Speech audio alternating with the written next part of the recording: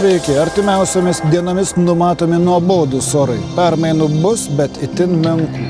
Kaip ir iki šiol, artimiausiamis dienomis giedrų ir labai šaltų orų sritis stoviniuos į šiaurę ir į rytus nuo Lietuvos, o gerokai piečiau sukiosis ciklonai. Šios dvi sritis tingiai stumdysis, todėl Lietuvoje debesuotumas tai didės, tai mažės.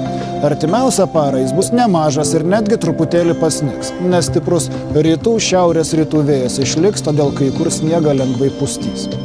Artimiausią naktį pasnigs šalies pietuose, pietvakariuose bei vakaruose.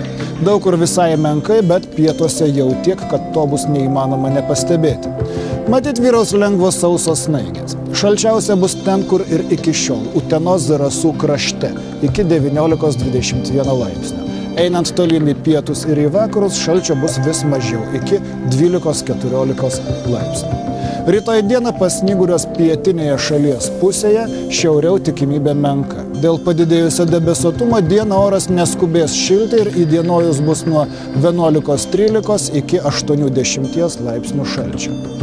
Sekmadienį ir pirmadienį aukštos slėgio sritis atsigaus, nuvaikys nuo Lietuvos debesis ir čia dienomis vėl bus saulėta, o naktimis šalta. Manoma, jog sekmadienio naktį šals iki 18–23, šalies pietvakariuose iki 13–15, pirmadienio naktį šals iki 21–26, pietvakariuose 15–17, o dienomis bus 10–15 ir 9–14 laipsnių šalčio. Vis dėlto gerai, kad Lietuva ne Suomija, nes Suomijoje jau driokstelėjo 40 laipsnių speigas, o Lietuvoje dar ne. Ir panašu, jau šią žiemą nebedriokstelės. Tiek apie orus šį kartą ir likite su mūsų kanalu.